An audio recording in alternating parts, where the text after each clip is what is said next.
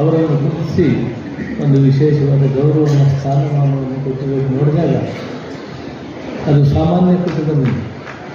ಅವ್ರ ತಾಯಿ ತಂದೆ ನಾನು ಕೆಂಬೋಡಿಗೆ ಹೋದಾಗ ಅವ್ರ ಮನೆ ಕೂಡ ಹೋಗ್ತಿದ್ವಿ ಎಂದು ಹೋಗ್ತಾ ಇದ್ದೆ. ಅಲ್ಲಿ ಅವರಿಗೆ ಬಹಳ ನಿಕಟ ಸಂಪರ್ಕ ಆ ಕುಟುಂಬ ನನಗೆ ಆ ದಿನ ಆದಂಥ ಸಂತೋಷಕ್ಕೆ ಪಾರವಲ್ಲ.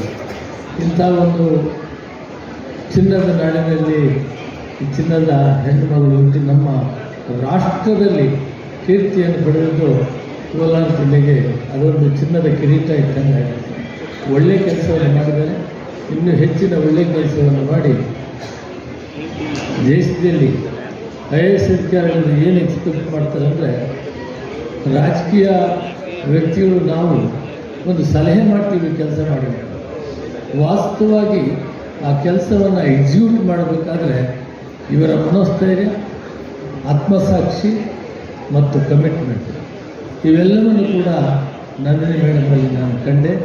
ಅವರಿಗೆ ಒಳ್ಳೆಯ ಧನ್ಯವಾದಗಳು ಹೇಳ್ತಾ, ಉತ್ತಮವಾದಂಥ ಭವಿಷ್ಯವಿದೆ. ಕೋಲಾರದಲ್ಲಿ ಪ್ರತಿಭೆಗಳಿಗೆ ಕೊರತೆ ಇಲ್ಲ ಸರ್, ಆದರೆ ಬೆಂಬಲದ ಕೊರತೆ ಇದೆ. ನಿಮ್ಮಂಥ ನಾಯಕರು ನಿಂತ್ಕೋಬೇಕು, ನಿಂತ್ಕೊಳ್ಳೋಣ. ಇಲ್ಲ, ಸಾಕಷ್ಟು ಆ ದಿಶೆಯಲ್ಲಿ ಕೆಲಸ ಮಾಡಿದ್ವಿ. ಆಶ್ರಮ ಶಾಲೆಗಳು ಮಾಡುವುದರ ಮುಖಾಂತರ ಸಾಮಾನ್ಯ ರೈತ ಬಡ ಕುಟುಂಬಗಳಲ್ಲಿ ಬರುವಂಥ ಮಕ್ಕಳಿಗೆ ಆಶ್ರಮ ಶಾಲೆಗಳಿಂದ ವಿದ್ಯಾಭ್ಯಾಸ ಮಾಡಿದೆ. ಅದು ಡಿಸ್ಟಿಂಕ್ಷನ್ನಲ್ಲಿ ಬರ್ತಾರೆ, 100% ಪಾಸ್ ಆಗ್ತಾರೆ.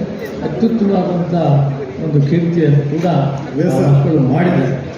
ಮತ್ತೊಮ್ಮೆ ನಂದಿನಿ ಅವರಿಗೆ ಧನ್ಯವಾದ ತಿಳಿಸ್ತಾ, ವಿಶೇಷವಾಗಿ ನಿಮಗೆ ಈ ಕನ್ನಡತಿ ಅಂತ ಒಂದು ಹೆಸರನ್ನಿಟ್ಟು ಈ ಪ್ರತಿಭೆ ಹೆಣ್ಣುಮಕ್ಕಳಲ್ಲಿ ಇದೆ ಅನ್ನೋದನ್ನು ರುಜುವಾತು ಮಾಡಿ, ಹೆಣ್ಣು ಸರ್ವಸ್ಸು, ತಾಯಿ, ಉಪಾಧ್ಯಾಯ ಸರ್ವಸ್ಸು ಕೂಡ ಆ ಹೆಣ್ಣು ಅನ್ನೋದನ್ನು ರುಜುವಾತು ಮಾಡಿದ್ದೀರಿ.